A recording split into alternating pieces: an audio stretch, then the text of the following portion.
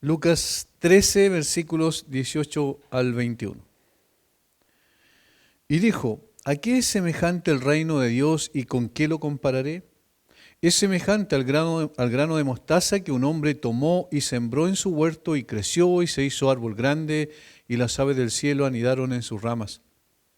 Y volvió a decir, ¿a qué compararé el reino de Dios?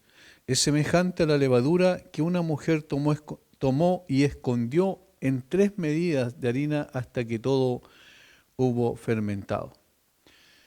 En Mateo aparecen también estas parábolas, en Mateo 13, versículo 31 al 32, en Marcos 4, 30 al 32, y en Mateo 13, 33, la segunda, la de la levadura. Estas parábolas, que son ilustraciones vívidas de lo que el Señor quiso enseñar en términos más concretos, se refieren a un solo tema. Si ustedes allí lo ven, es fácil de poder entender eso, y se refieren al reino de Dios. Son las parábolas del reino de Dios. Ahora, en el caso de Mateo y Marcos fueron dadas en un contexto distinto. El Señor repitió tanto las ilustraciones como las enseñanzas mismas en más de una ocasión. En el caso de lo que registra Mateo y Marcos, en el caso de la parábola de la semilla de mostaza, eso está en el contexto del ministerio de Jesús en Galilea. En cambio, lo que menciona Lucas aquí está en el contexto del ministerio de Jesús cuando ya había dejado el ministerio en Galilea e iba rumbo a Judá. Lo más probable es que ya estaba en esa región. El hecho de la reiteración, la repetición de ilustración y la repetición de la enseñanza de Jesús, ya lo hemos visto antes, es muy interesante porque nos ayuda a poder entender que la enseñanza debe ser reiterativa por la poca capacidad que tenemos nosotros de poder retener la enseñanza, y para que pueda quedar más en la mente, en el corazón, y pueda producir los cambios que Él quiere producir con su palabra. Ahora, estas parábolas del reino son muy interesantes y las vamos a ir viendo una a una, son 2, y vamos a ver que tiene que ver con el tema central, que es el reino de Dios. Vamos a orar un momento antes de comenzar o entrar ya de lleno al texto.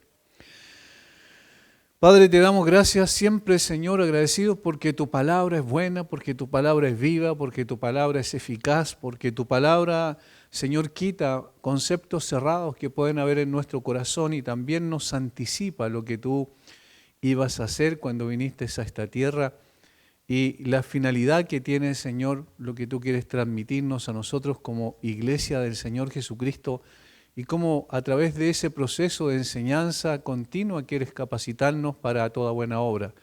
¿Cuál es el propósito final de tu palabra? Dirígenos, guíanos en esta hora, tu Espíritu Santo nos conduzca para poder enseñar lo que tu palabra realmente dice. Lo pedimos en el nombre de Jesús. Amén. El tema del reino de Dios es prominente en la enseñanza del Señor Jesucristo. Recuerden que cuando Él viene del cielo, viene a cumplir las 3 funciones que establece el Antiguo Testamento: la de profeta, la de sacerdote y rey.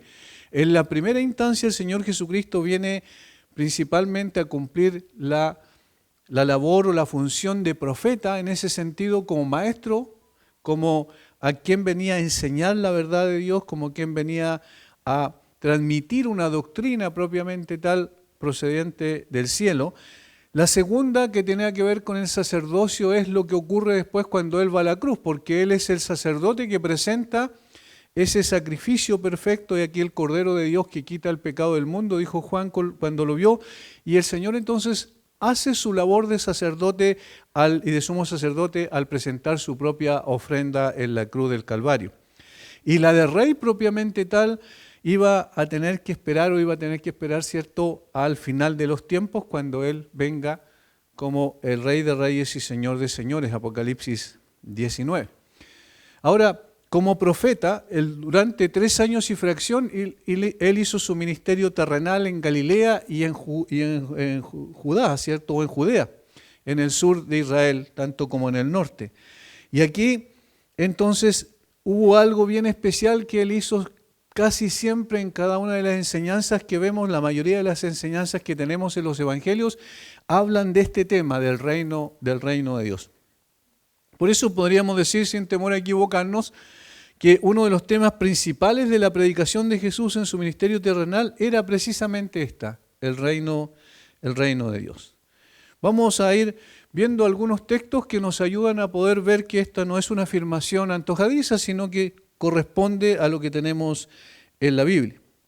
Por ejemplo, al inicio de su ministerio Jesús vino a Galilea, dice, predicando el evangelio del reino de Dios, diciendo, el tiempo se ha cumplido y el reino de Dios se ha acercado. Arrepentíos y creed en el evangelio. Eso está en Marcos 1, versículo 14 y 15. Y esa es la primera registro que tiene Marcos particularmente del inicio del ministerio del Señor Jesucristo. Marcos parte con el ministerio propiamente tal, en el caso de Lucas parte antes incluso del nacimiento, en el caso de Mateo parte con la genealogía del Señor Jesucristo, con su posterior nacimiento. En cambio, el Juan parte desde la misma eternidad. En el principio era el verbo era con Dios y el verbo era Dios. Entonces cada uno de los evangelios parte en diferente momento de la historia del Señor Jesucristo. Juan parte en el cielo mismo, ¿cierto?, en la eternidad. Marcos parte con el ministerio público propiamente tal, ya inicia el evangelio de esa manera. Y cuando inicia el registro del ministerio de Jesús, dice esto en Marcos 1, 14 y 15, lo voy a reiterar. Jesús vino a Galilea predicando el evangelio del reino de Dios. Ahí está el tema que él venía predicando. El evangelio del reino de Dios. ¿Y qué es lo que dice? El tiempo se ha cumplido, el reino de Dios se ha acercado. Esta es una maravillosa síntesis de la predicación de Jesús. Es un resumen que contiene la esencia de lo que era la predicación y la enseñanza de él. Teniendo como centro el tema del reino.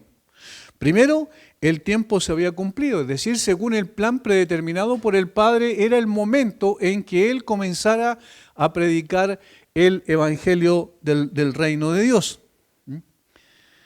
Se inaugura entonces conforme al plan predeterminado por Dios. Segundo, arrepentíos y creed en el evangelio, es decir, estos son los requisitos para entrar al reino de Dios, el arrepentimiento y la fe. Arrepentíos y creed en el evangelio. Eso lo repitió en muchas ocasiones el Señor Jesucristo, está registrado en los evangelios.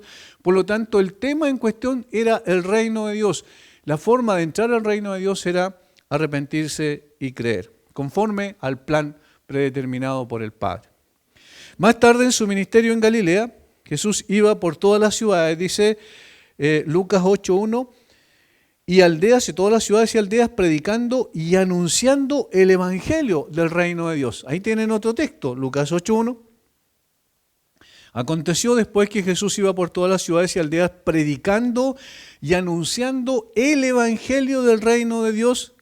¿Se fijan cuál era el tema otra vez? ¿Qué es lo que enseñaba? ¿Qué es lo que predicaba? ¿Qué es lo que anunciaba? El reino de Dios.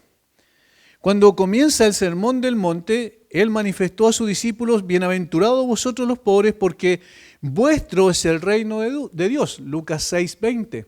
Cuando inicia en el caso del registro de Lucas del sermón del monte, ¿cierto? Dice que ellos son bienaventurados, son dichosos, son felices porque de ellos es el reino de Dios. Confrontado por dirigentes judíos hostiles durante el ministerio en Judea, el Señor respondió, si por el dedo de Dios echo yo fuera a los demonios, ciertamente el reino de Dios ha llegado a vosotros. Lucas 11:20. Y hay algo muy interesante. Fíjense en este texto, Lucas 11:20. Estaban cuestionándolo porque él había liberado a una persona de un demonio, ¿cierto? Y ellos decían que en realidad echaba fuera demonios por Belcebú, es decir, lo acusaron de una forma absurda, ridícula y además sin ningún tipo de respeto y consideración. Manifestaron una blasfemia, ¿cierto? En ese sentido, al acusar al Señor de eso. Y el Señor dice que en realidad deberían mejor haber interpretado correctamente lo que él hizo. ¿Y cuál era la interpretación? Que él, por el dedo de Dios, echaba fuera los demonios. Y eso era una evidencia práctica, visible, de que el reino de Dios había llegado a ellos. Noten cómo avanzamos y vamos viendo en cada uno de los textos singularidades de lo que Jesús predicaba respecto al reino de Dios. El tema es uno, el reino de Dios, pero habían algunas características singulares. Por ejemplo, aquí está diciendo que era evidencia de que el reino de Dios se había inaugurado, es decir, había llegado, porque obviamente el rey, el Mesías, estaba presente. El poder y la autoridad sobre el mundo espiritual de maldad era entonces una evidencia palpable de que el reino estaba presente en su sentido espiritual, por supuesto. Después que le preguntara a los fariseos cuándo había de venir el reino de Dios, le respondió y dijo: el reino de Dios no vendrá con advertencia, ni dirán helo aquí o helo allí, porque he aquí el reino de Dios está entre vosotros. Lucas 17, 20 y 21. El reino de Dios está entre vosotros, entre ustedes está el reino de Dios. Los fariseos lo quisieron confrontar y le hicieron una pregunta sobre el reino de Dios y él dice, bueno, el reino de Dios está entre vosotros. Otra vez, allí nos enseña que por la presencia de él el reino de Dios se había inaugurado propiamente tal. Ya era una realidad presente. Que la predicación del reino de Dios era central en la enseñanza de Jesús se hace manifiesto en sus propias palabras. Y otra vez un texto muy interesante en Lucas capítulo 4, versículo 43. Lucas 4, 43. Cuando hay un resumen de lo que el Señor Jesucristo hacía, sanaba, anunciaba y predicaba. Versículo 43 dice, pero él les dijo, es necesario que también a otras ciudades anuncie el evangelio del reino de Dios, porque para esto he sido enviado. Para esto he sido enviado. Es necesario, ahí está hablando de necesidad divina, imprescindible, era según el plan de Dios, tenía que anunciar el reino de Dios. Y que también a otras ciudades anuncie el evangelio del reino de Dios, porque para esto he sido enviado. Y eso es interesante, porque estaba diciendo que uno de los propósitos centrales, principales por los cuales vino a esta tierra era anunciar el evangelio del reino de Dios. Ese era uno de los objetivos principales, además de obviamente morir en la cruz como sustituto nuestro para perdonarnos de nuestros pecados, buscar y salvar lo que se había perdido. Ese era el propósito esencial y este era un propósito que tenía que cumplirse según el plan de Dios. Por eso esa palabra es necesario, es de necesidad divina. Jesús entonces usó el tiempo que tenía con sus discípulos, incluso después de la resurrección, para poder hacer eso mismo. Hechos capítulo 1, cuando estaba a punto de ascender a los cielos, el Señor, Lucas registra esto que hizo el Señor Jesucristo. Hechos 1, versículos 1 al 3, para ver el contexto. Dice, en el primer tratado, Teófilo, hablé acerca de todas las cosas que Jesús comenzó a hacer y a enseñar, hasta el día en que fue recibido arriba después de haber dado mandamientos por el Espíritu Santo a los apóstoles que había escogido, a quienes también, después de haber padecido, se presentó vivo con muchas pruebas indubitables, apareciéndoseles durante 40 días y hablándoles acerca de qué cosa, de qué tema, acerca del reino de Dios. ¿Se dan cuenta? Como al iniciar prácticamente su ministerio está diciendo, para esto he sido enviado, y luego al terminar propiamente tal ya su ministerio después de la resurrección, justo antes de la ascensión, ¿de qué los instruye? ¿Cuál es el tema de su instrucción a los discípulos? El reino de Dios. Pero también es evidente en el registro de los evangelios que la forma en que los judíos entendieron este mensaje fue equivocada. Al principio del ministerio público de Jesús, multitudes lo seguían fervientemente porque veían que hacía milagros extraordinarios, sanaba personas, hacía cosas maravillosas, proveía, ¿cierto?, en abundancia. Por ejemplo, cuando multiplicó en una ocasión los panes y los peces para 5.000 hombres y luego para 4.000 hombres, sin contar los niños y las mujeres. Es decir, estas personas estaban maravilladas por ver lo que Jesús hacía, pero no entendían que esas eran evidencias de que el reino de Dios estaba presente. Nunca comprendieron de esa manera aquello. ¿Por qué? porque entendían que pronto verían plasmado en realidad un reino terrenal, militar y político en la persona del Mesías. Entonces, si este era el Mesías, iba a tomar el control, iba a liberarlos del yugo romano, iba a darles esa liberación e iba a comenzar su reino desde Jerusalén conforme a lo que se había prometido. Sin embargo, en la medida en que el tiempo pasaba, vieron como sus expectativas se desvanecían. Porque Jesús no mostraba que era un líder político, ni un rey terrenal que lo liberaría del yugo romano, para nada. Al contrario, Jesús dijo en más de una ocasión que no tenía dónde recostar su cabeza. Jesús dijo a las personas que lo seguían, vengan y vean. Me acuerdo los primeros, si recordamos Juan capítulo 1, los primeros discípulos que mencionan allí cuando le preguntan, maestro, ¿dónde moras? Y él dice, vengan y vean, para que vieran que no tenía una morada fija, que no tenía ni siquiera una casa donde poder vivir ya cuando inicia su ministerio, sino que él era una persona que tenía otras características totalmente distintas a las que percibían en su concepto terrenal e inmanente los judíos, incluso los discípulos recuerdan ese concepto. Esto sumado al hecho de que los líderes religiosos de su tiempo fueron incrementando paso a paso su animadversión, su ira, su rabia, su desprecio con el Señor y terminaron por echar, entonces todas estas cosas juntas terminaron por echar por tierra los deseos de los judíos de un libertador político militar. El Mesías no era así. Ellos interpretaron equivocadamente los hechos de Jesús.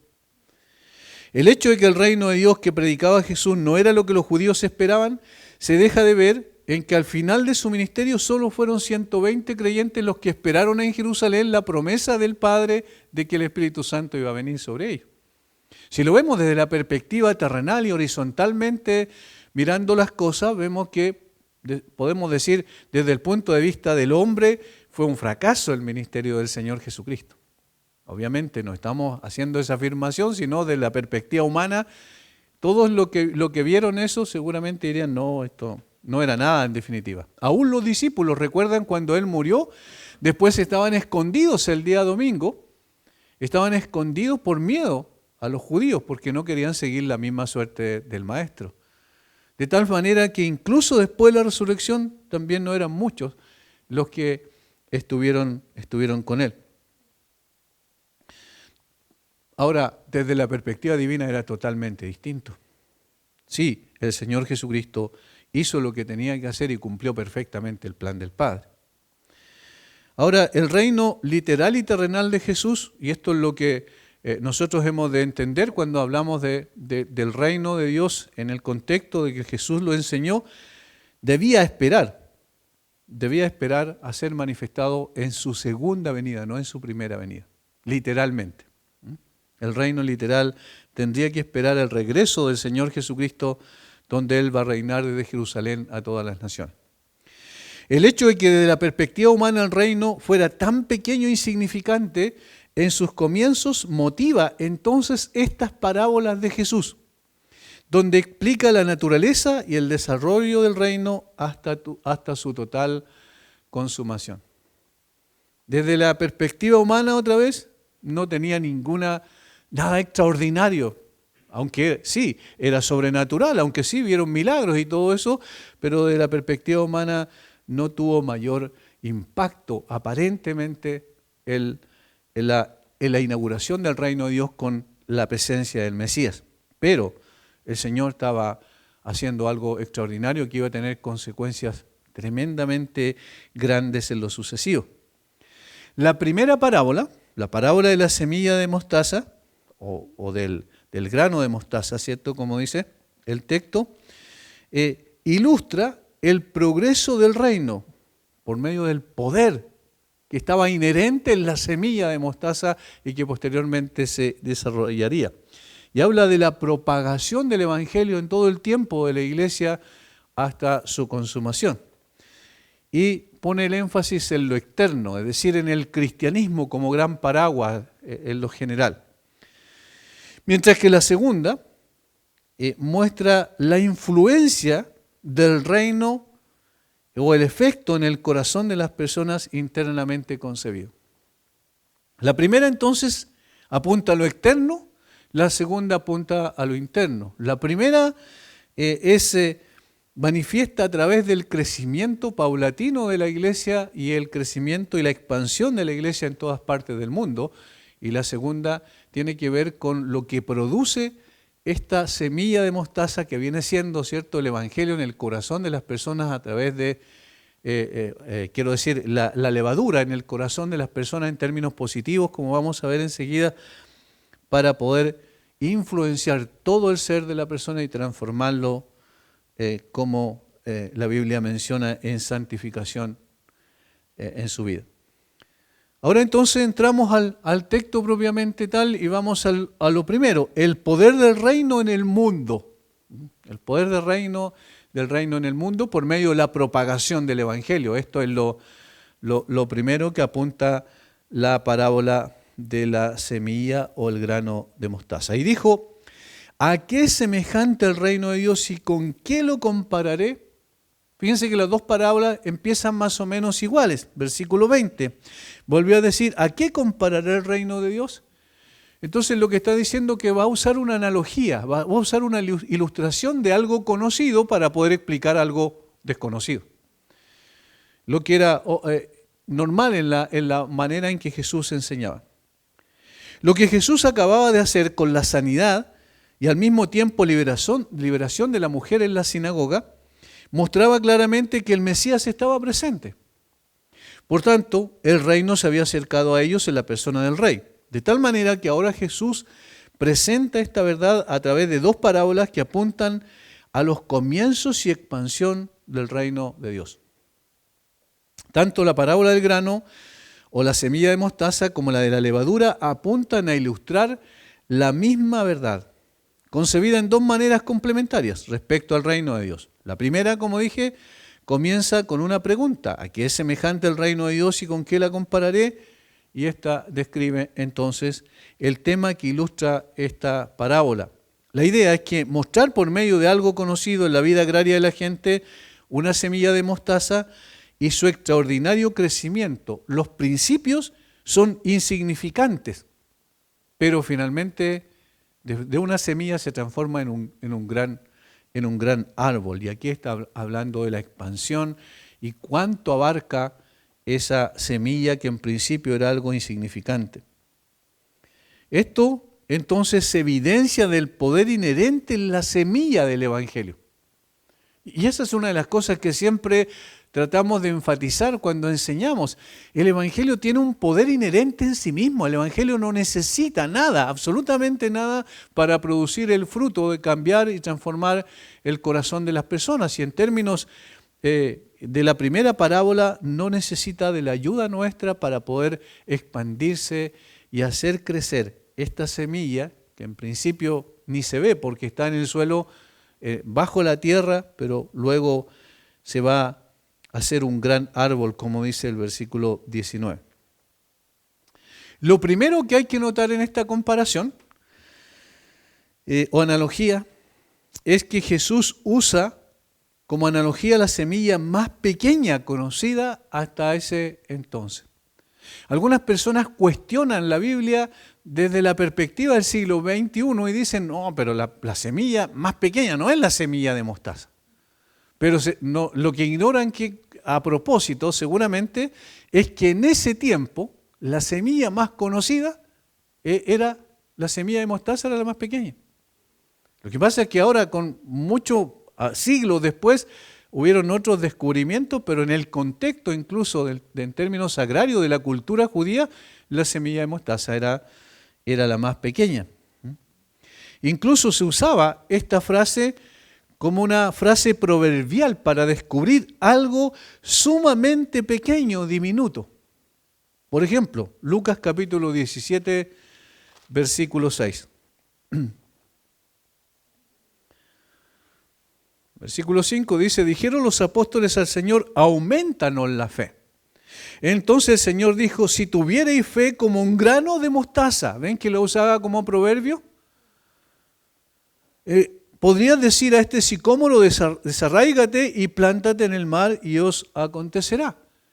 Es decir, era una frase que utilizaban para poder decir, tratar de ilustrar lo más insignificante, lo más pequeño, lo más diminuto, pero que tenía capacidad, tenía poder para transformarse en algo grande.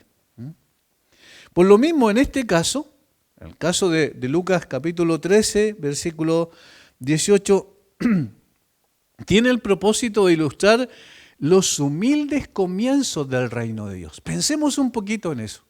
¿Cómo fue que el reino de Dios se manifestó?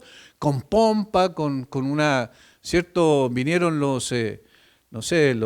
la gente de César y lo trajeron al Señor Jesucristo en un carro especial, anunciaron su nacimiento de una forma extraordinaria a través del Imperio Romano. Obviamente no fue así. Sabemos cuál fue el comienzo. Como hemos dicho reiteradamente, los judíos tenían en mente cuando pensaban en el Mesías un conquistador político y militar que los libraría del yugo romano y gobernaría con poder y autoridad a todas las naciones. Sin embargo, Jesús no hizo su aparición como tal, para nada. No nació en un palacio real, sino en un establo. No procedió de una familia rica y poderosa, sino de una humilde mujer de Nazaret. Incluso hoy día le llamaríamos adolescente porque era prácticamente una niña. Que nadie tomaba en cuenta. Nazaret era un pueblo, vamos a decirlo así, era un lugar, como decíamos antes acá en el campo, un ramal, ¿cierto? Un lugarcito con unas pocas casas, tenía muy pocos habitantes esa ciudad y por tanto era insignificante desde el punto de vista de la importancia dentro de Israel, era insignificante, más aún de la importancia del mundo entero, era mucho más insignificante. No solo eso, sino que no nació en un palacio, sino en un establo, no nació de una familia real, sino de una mujer común y corriente, sino que también su padre adoptivo no era un noble, sino un humilde carpintero. O sea, sus comienzos no tuvieron ningún tipo de importancia desde el punto de vista social. Porque cuando se inauguró el reino de los cielos, cuando aparece el rey, el Mesías. Sin embargo, no fue con una gran pompa lo que ocurrió. ¿Y cómo siguió su camino? Respecto a lo que dice Isaías 53, ¿recuerdan? Era varón de dolores, o sea, durante todo su proceso, toda su vida, él sufrió el asedio permanente de los líderes judíos, el desprecio constante y finalmente sabemos cómo terminó en una cruz de vergüenza. Por lo tanto, ¿en qué sentido podíamos decir que era un rey? Bajo ninguna perspectiva desde el punto de vista humano. Bueno, la semilla de mostaza era tan insignificante que nadie podía imaginar que después se iba a transformar en un árbol de alrededor de 5 metros. O sea, estamos hablando del inicio de ese ministerio, de ese reino de Dios en la tierra muy, muy pequeño. Sus primeros adherentes, de hecho, fueron una pequeña compañía cuyo número fue insignificante. Los primeros predicadores fueron personas de procedencia humilde, como los pescadores de Galilea, y de no buena reputación, en algunos casos como los publicanos o cobradores de impuestos y algunos revolucionarios políticos como los celotes. Simón era uno de quien lo siguió, Simón el celote. Incluso el apellido que tenía o la forma en que era conocido, porque no era el apellido propiamente tal, sino la forma en que era conocido como celote, que eran los revolucionarios en ese tiempo que querían la expulsión de los romanos de Israel. Es decir, no tenían buena fama tampoco y desde el punto de vista intelectual eran personas comunes y corrientes del pueblo, podríamos decir, que incluso fueron tratados como hombres sin letras y del vulgo por los religiosos que se creían los más educados y las personas más cultas de ese tiempo.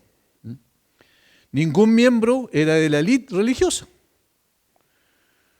Todo comenzó, ¿dónde? En un rincón despreciado de la tierra, llamado Judea, una pequeña provincia tributaria del vasto imperio romano. Pensemos en lo que eso significa. Allí está la analogía, allí está la comparación. Versículo 18, ¿a qué me compararéis? Es semejante al grano de mostaza. Ahí está la analogía. Y es correcta la analogía porque ayuda a poder entender qué es lo que realmente pasó. El Señor Jesucristo no solo estaba diciendo que el reino de Dios se había inaugurado, sino que el reino de Dios era insignificante a la vista de los hombres en sus comienzos, como el grano de mostaza lo era. De hecho, su primera doctrina o su enseñanza estaba eminentemente calculada, quiero decir, para suscitar enemistad del corazón natural, no para ser aceptada. Arrepentíos porque el reino de los cielos se ha acercado. Ya era una ofensa para la gente. ¿Arrepentirme de qué? Los judíos tradicionales que aceptaban, ¿cierto?, y seguían el judaísmo, pensaban que eran personas libres. Cuando Jesús le dijo, y conoceréis la verdad, y la verdad os hará libre, ellos dijeron, ¿libres de qué? Somos hijos de Abraham. Nunca hemos sido esclavos de nadie. ¿Se dan cuenta? Para ellos era ofensiva la doctrina, la enseñanza que Jesús traía era muy, muy ofensiva. Su enseñanza, aunque deslumbró a los hombres de su tiempo, pronto se tornó en algo desagradable. Ellos dijeron, este hombre enseña como ninguno, no enseña como los escribas y fariseos, sino con autoridad. Pero eso duró ¿cuánto tiempo? Esa admiración por su enseñanza. Y era desagradable porque confrontaba la hipocresía. En Lucas 4, 22 al 29, cuando se relata su enseñanza ahí en la sinagoga de Nazaret, cuando él lee al profeta Isaías y dice que esta escritura se ha cumplido hoy, quedan asombrados por decir, ¿no es este el hijo de José?, dicen ellos. Sin embargo, poco más adelante, ¿qué es lo que ocurre? Cuando los confronta, cuando les coloca como ejemplo a gentiles, a personas gentiles del Antiguo Testamento que habían creído en Dios y habían sido bendecidos y ellos, los judíos, habían endurecido su corazón, ¿qué es lo que pasó con ellos? En ese momento lo quisieron apedrear y quisieron despeñarlo, dice, es decir, tirarlo abajo del cerro ahí en Nazaret. Por lo tanto, su doctrina, su enseñanza era ofensiva. En el contexto judío, Cristo crucificado era para ellos piedra de tropiezo. Es decir, era un obstáculo, más que un camino, ¿cierto? Ellos lo veían como una piedra de tropiezo para ellos. Y para los griegos, dice el apóstol Pablo, una soberana estupidez. Primera de Corintios, capítulo 1, versículo 23. Porque así se puede entender la palabra griega moría, que se traduce locura. Es una soberana estupidez, es un absurdo, es una ridiculez, decían los griegos, el predicar a un Cristo y a este crucificado. Por tanto, desde el mismo nacimiento en adelante, recuerden que fueron pastores comunes y corrientes, humildes pastores los que escucharon la proclamación desde los cielos, pero la otra gente, la gente que creía que era más importante en la sociedad, estaba ajeno a todo esto y lo vieron simplemente como un judío. Sus primeros movimientos trajeron sobre sus seguidores persecución de todas partes. Primero fariseos y saduceos, judíos y gentiles, idólatras, ignorantes y filósofos engreídos, todos coincidieron en odiar y oponerse al cristianismo desde el mismo principio. Era una secta de la que hablaban en todas partes. Estas no son afirmaciones vacías, dijo alguien, sino son simples hechos históricos que nadie puede negar. Los anales de la historia muestran que así consideraban al cristianismo en los primeros siglos, como algo detestable, como una secta peligrosa, como algo de lo cual había que alejarse. Si hubo alguna vez una religión que comenzó de una forma tan humilde, tan sencilla, es el cristianismo. Era como un pequeño grano de mostaza en su comienzo. Por lo tanto, a esto está apuntando cuando hace la analogía con el grano de mostaza. Pero esos comienzos humildes que prometían muy poco a los ojos de los hombres no podrían parar su crecimiento y expansión, porque el poder estaba inherente en la semilla. Una semilla insignificante creció de una manera imposible de prever. Era tan extraordinario lo que fue su crecimiento, que en el versículo 19 dice que el reino de Dios es semejante a grano de mostaza que un hombre tomó y sembró en su huerto y creció y se hizo grande y las aves del cielo anidaron en sus ramas. ¿Notan la diferencia que hay entre el grano de mostaza pequeño y después un gran árbol del cual creció, de esa semilla creció ese gran árbol? Y esto es lo segundo. Esto es lo segundo de la analogía. Y creció y se hizo árbol grande, y las aves del cielo anidaron en sus ramas. Creció y se hizo árbol grande, dice. El Evangelio en todo lo que es distintivo de él es espiritual y solo puede ser discernido espiritualmente. Habiéndonos dicho la parábola que el Evangelio en su origen es pequeño, débil y aparentemente insignificante, procedemos a hablar de su crecimiento, de su asombroso progreso, porque lo que hay aquí es progreso, aquí es expansión. Si lo comparamos una pequeña semilla de mostaza, algo muy, muy pequeño, y lo comparamos después con un árbol, como dije, que crecía hasta los 5 metros aproximadamente, estamos hablando de un crecimiento sumamente significativo. ¿Y qué es lo que ocurrió con el cristianismo? Exactamente eso. De la menor de las semillas se convierte en un gran árbol. De un grano casi invisible se eleva a un árbol donde encuentran cobijo incluso las aves de los cielos. Es seguro insistir que la historia de los últimos 2000 años ha verificado ampliamente esta representación. Ya en los primeros 3 siglos se expandió de tal manera el cristianismo que prácticamente todo el mundo conocido, si hablamos de la cuenca del Mediterráneo, donde nació el cristianismo propiamente tal y se empezó a expandir, ya habían una gran cantidad de personas convertidas a Cristo.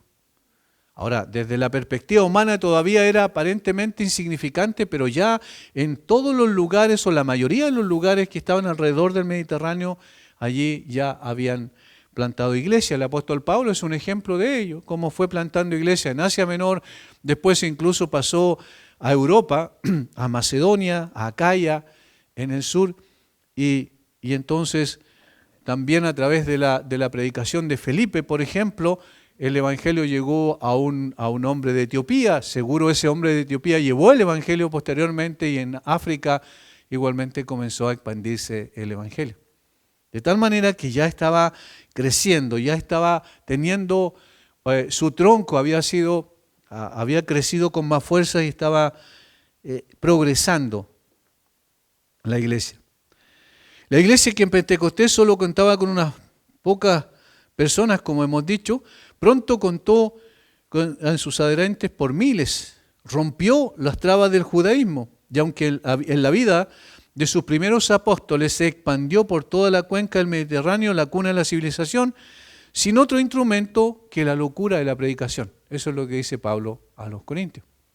Solo por la locura de la predicación quiso salvar a los creyentes. Y luego de 2000 años sigue extendiéndose por todo el mundo. Esto es lo que los historiadores, filósofos y aún escépticos no pueden explicar y no pueden dejar de reconocer, cómo la iglesia todavía sigue en pie. Y es tan así que un famoso filósofo y político italiano, Antonio Gramsci, él dice que la iglesia, él no podía entender cómo la iglesia todavía permanecía siendo la de más influencia en su contexto ahí en Italia. Obviamente él estaba mirando la iglesia católica, pero en el sentido de cristianismo, propiamente tal en términos generales, lo que Antonio Gramsci estaba viendo es que la iglesia tenía más influencia en el pensamiento de la gente desde entonces, la primera mitad del siglo XX, que él no podía entender cómo se había mantenido tan firme y fuerte en cuanto a sus dogmas y sus enseñanzas centrales que había producido tanta influencia en el corazón de las personas durante tantos siglos. Obviamente, esto es lo que implica que creció la semilla de mostaza, se desarrolló y el árbol creció enormemente hasta transformarse en la religión principal en 2000 años. Es maravilloso detenerse a pensar en esto, hermanos, los comienzos humildes del cristianismo. La analogía es muy apropiada porque describe una semilla donde está contenida en germen, y esto es el punto central, todas las cualidades que luego se desarrollará en forma maravillosa. Y esto es lo que a veces es tan difícil de entender para la gente. Y aquí voy a colocar otro ejemplo que parece que no tiene nada que ver con esto, pero que es el desprecio, por ejemplo, que las personas tienen hoy para justificar el aborto por las células, donde se unen, ¿verdad?, la masculina con la femenina para producir una vida, y la gente se une un montón de células. Pero ¿qué tienen esas dos que se unen en principio en la concepción? Tienen el germen de la vida. De tal manera que no importa el proceso en el cual vaya ese desarrollo, siempre ha sido una vida desde el principio. Y eso es lo que la gente no entiende. ¿Qué pasa con una semilla? Y ojo que viene de la misma palabra. La palabra en el griego es semen, de ahí viene, ¿cierto? También el concepto de cómo se transmite la vida del hombre a la mujer, para que puedan fusionarse y producir la vida de un nuevo ser humano. Ahora, ¿dónde está la clave? En que en la semilla está toda la vida. Después se desarrolla nomás. ¿Se fijan? En la semilla de mostaza está todo el árbol. Pero primero viene la semilla insignificante y luego se desarrolla, tal cual como aquí lo está explicando. Por eso es tan importante la analogía, interesante lo que Jesús enseña. Todas las cualidades que luego desarrollará en forma maravillosa está allí en germen. Todas las verdades, todas las instituciones, todas las virtudes, dijo alguien, que encarnan se remontan a una sola vida como germen. El árbol de mostaza estaba completamente en la semilla de mostaza. Todo lo que propiamente le pertenece yacía allí en su misma esencia, en la semilla. Las influencias de la luz y el calor, el viento y el rocío solo han sacado a relucir lo que había desde el principio. Siempre fue así, siempre estuvo presente esa vida. Lo que pasa es que en principio se veía como algo insignificante. Y así también con el Evangelio. Siempre estuvo la vida misma en el Evangelio, pero se veía como algo insignificante, hasta que empezó a expandirse por todos lados y produjo un gran árbol llamado cristianismo. Ha surgido a lo largo de 2000 años y ahora cubre una porción muy grande de la tierra. Pero todo lo que realmente le pertenece, incluso en este momento, ha brotado de la vida humilde de Jesús. Por lo tanto, es casi lógico que no hayan captado la esencia misma de lo que significaba esa vida humilde, que en el fondo en Jesús estaba contenido toda la iglesia de Cristo, de todas las edades y en todas partes del mundo. Todo lo que es bueno en los credos que mantiene la iglesia, en sus instituciones, la conducta que inspira, ha germinado de alguna palabra del Señor Jesucristo. Porque ¿por qué viene la fe? Viene por el oír, y el oír por la palabra de Dios. Entonces la palabra de Jesús es tan importante, tiene tanto poder en sí misma, y por eso no hay que añadir absolutamente nada. De hecho, cuando se trata de añadir y se trata de colocarle un envoltorio a las palabras de Jesús o la palabra del Señor en la Biblia, lo que se hace es ocultar simplemente lo que es una realidad. Es suficiente la palabra, es suficiente el Evangelio. Todo esto ha producido entonces efecto en todo el mundo entero. Todo procede de la gloriosa persona de Jesús. Todo se encuentra en su fuente primaria en Él y nada más que en Él. La vida más humilde jamás vivida en la tierra ha sido así, infinitamente la más fructífera. De tal manera que el aparente fracaso en realidad fue la gran victoria. La expansión del cristianismo ha traído consigo ingentes beneficios, inclusive para los que ni siquiera fueron creyentes en la historia de la iglesia.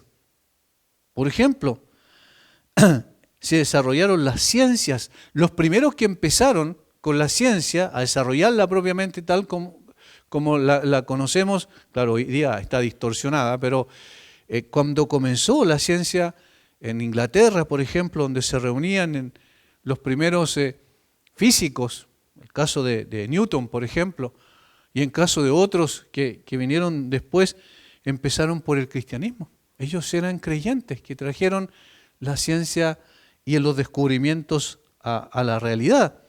La influencia en las artes, la influencia en la cultura, la influencia en la economía, la influencia en la educación y aún en la política, en las universidades que se plantaron, los principios incluso de lo que conocemos en el día de hoy como una democracia, bueno, o principios en su origen, ¿cierto? Los griegos lo practicaron en primera instancia, pero más adelante nosotros tenemos después del Renacimiento que a través de los libros que escribieron creyentes se establecieron los principios de separación de los poderes, por ejemplo, el Estado, lo que es constitutivo de una democracia, a través de creyentes que escribieron conforme a los principios bíblicos. Samuel Rutherford en 1600 y fracción escribió un libro que se llama la Lec Rec, se llama, y significa la ley es rey, donde él decía que la palabra de Dios era la que debía gobernar. De allí nació el concepto de constitución. Nadie está por sobre la constitución. Pero él lo vio de la perspectiva y lo enseñó de la perspectiva de que nadie está, ningún rey, ninguna persona importante o gobernante está por sobre la ley de Dios. Por tanto, a eso se refiere con la última frase que dice, y las aves del cielo anidaron en sus ramas. Es decir, todos pudieron disfrutar de ese crecimiento, de esa expansión del cristianismo gracias a la propagación del evangelio por todo lugar. Partiendo por algo aparentemente insignificante, se transformó en un gran árbol. La semilla no solo tiene todos los rudimentos del futuro árbol en su interior, sino también la vida que lo desarrolla y produce primero la raíz, luego el tronco, luego las ramas, después las hojas, las flores, los frutos. Todo eso se desarrolló a partir de esa pequeña semilla. ¿Lo ven cómo el Señor estaba también profetizando en ese sentido lo que iba a pasar con el reino de Dios? Esto habla del crecimiento externo del cristianismo, pero la parábola de la levadura apunta al factor interno. Y ahora pasamos a la segunda, la influencia del reino en el corazón. Aquí es más interno, es más personal, es más particular. Y utiliza apropiadamente la analogía de la levadura. Dice, y volvió a decir, ¿a qué compararé el reino de Dios? Es semejante a la levadura. Ahí está la comparación, ahí está la analogía. Es semejante a la levadura que una mujer tomó y escondió en 3 medidas de harina hasta que todo hubo fermentado. Esta es la segunda analogía que Jesús utiliza para hablar del mismo tema del reino de Dios. La levadura simboliza influencia, a menudo es usada en un sentido negativo en la Biblia. Por eso algunas personas dicen, pero aquí está hablando de la mala influencia que iba a tener el cristianismo en la distorsión que va a haber en lo que se llama el gran paraguas del cristianismo más adelante. Pero en realidad, ¿por qué dicen eso? En función de que cada vez que aparecen los evangelios de la levadura aparece en sentido negativo. Cuídense de la levadura de los fariseos, por ejemplo.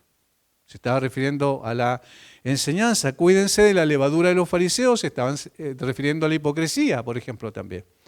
Pero acá, en este caso, es positivo porque está hablando del reino de Dios. Y obviamente el reino de Dios no puede ser negativo. De tal manera que la analogía ahora apunta a lo positivo de la levadura. Las mujeres van a entender mejor esto y los hombres que también hacen pan hoy día. Bueno, hoy día no sé si el hombre hace más pan que las mujeres, no sé, pero ¿qué es lo que produce la levadura? ¿Qué es lo que hace la levadura en la masa? ¿Qué pasa si no le echan levadura? ¿Ya? Y no sirve mayormente para el propósito, ¿verdad?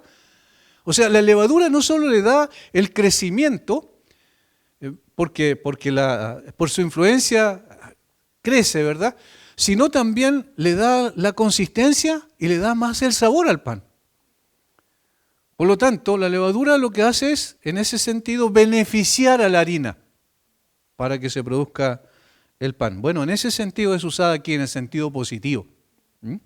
Ahora, la levadura ha sido usada desde tiempos inmemoriales para fermentar la masa. Un poco de ella puesta en la masa hace que ésta se expanda.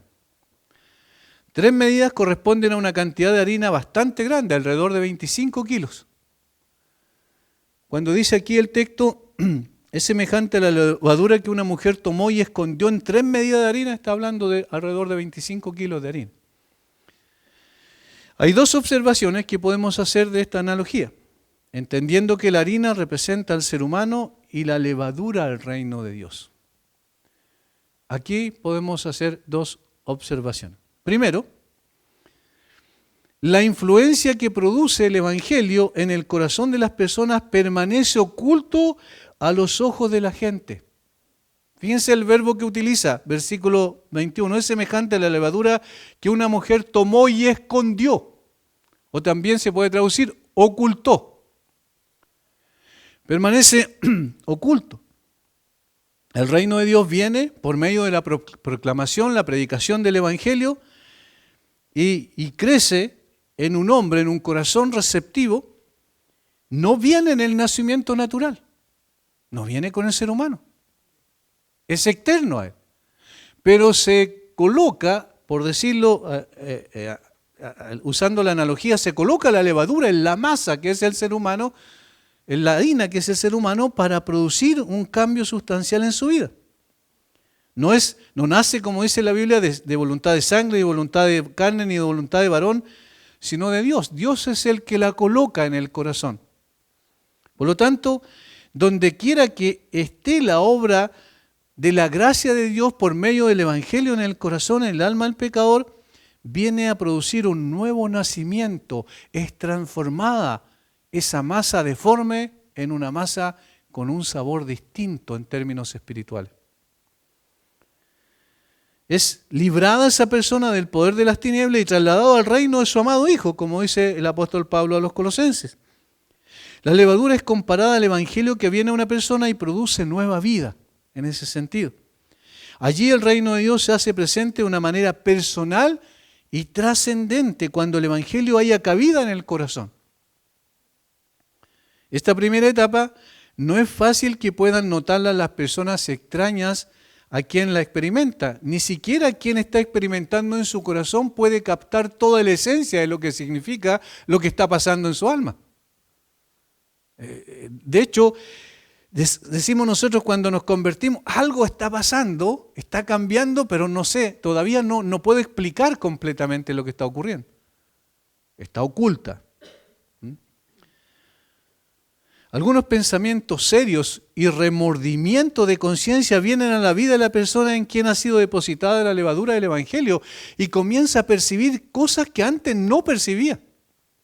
Empieza a encontrar sentido a la Escritura. Puede haberla tenido por mucho tiempo en su casa, pero ahora le encuentra un sabor distinto.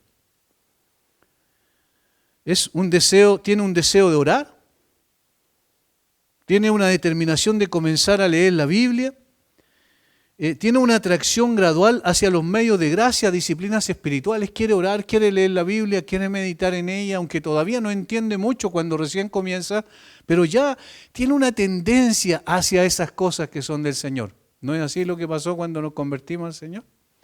Empieza uno a experimentar cambios internos de pensamiento, de sentimiento, de voluntad, de deseos, de anhelos distintos que antes no tenía, sin que nadie se lo demande.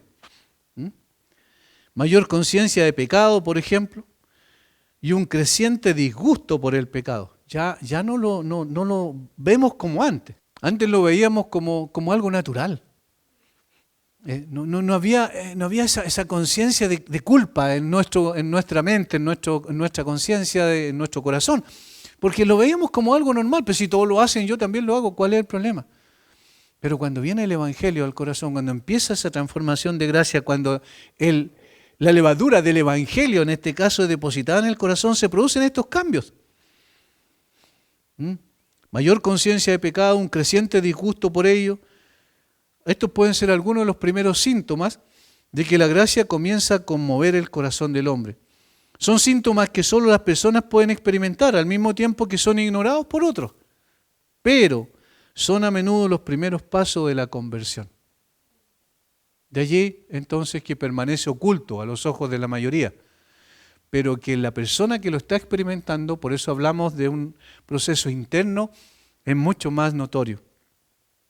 Segunda observación, la influencia del Evangelio en el corazón se expande gradualmente hasta dominar todo el ser, hasta que todo hubo fermentado, dice. La levadura y la masa se asimilan de tal forma, se juntan, se unen de tal forma que es imposible distinguirla después. En otras palabras, el Evangelio ya no es algo externo que llegó y que yo puedo dividir. Aquí está el Evangelio, aquí estoy yo, sino que hay una fusión. Hay una identidad. Y esa identidad nueva es la que da precisamente el Evangelio en el corazón y va transformando todas las áreas de nuestra vida. Así como la masa va fermentando paulatinamente, porque es gradual la fermentación, ¿cierto? Hay que dejarla un tiempo para que fermente. No es que se le echa e inmediatamente va a expandir la masa, no. Es un tiempo, es gradual su transformación. Por tanto, una vez que está fusionado el Evangelio, es parte de nuestro ser y ya forma parte de nuestra identidad, así también entonces nosotros empezamos a ser transformados sin que quede lugar alguno donde no llegue esa influencia. En todas partes llega. Los pensamientos, la conciencia, los afectos, la voluntad, todo será influenciado por la levadura del Evangelio. Al igual que en el caso de la gradualidad de la influencia de la levadura en la harina, la transformación obrada por la gracia de Dios en el corazón de una persona es gradual. No se produce un día para otro, se requiere tiempo para que vaya asimilando y produciendo los cambios benéficos para la persona. Y esto es un consuelo para no desanimarse. Si una persona llega al conocimiento de la verdad recién hace muy poco, no tiene que desanimarse porque todavía tiene lucha con algunos pecados que lo asedian. Todavía es necesario que la influencia del Evangelio y la gracia de Dios vaya produciendo esos cambios, pero son graduales hasta que finalmente esa persona va a encontrar sabor en las cosas de Dios.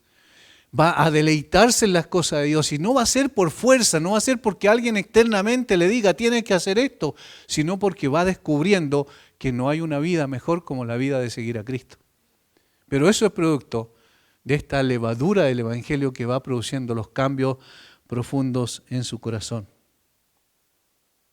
Y esto es maravilloso, porque el reino de los cielos donde está en el día de hoy, o el reino de Dios donde está en el día de hoy, en su iglesia, en el corazón particular de cada uno de los creyentes.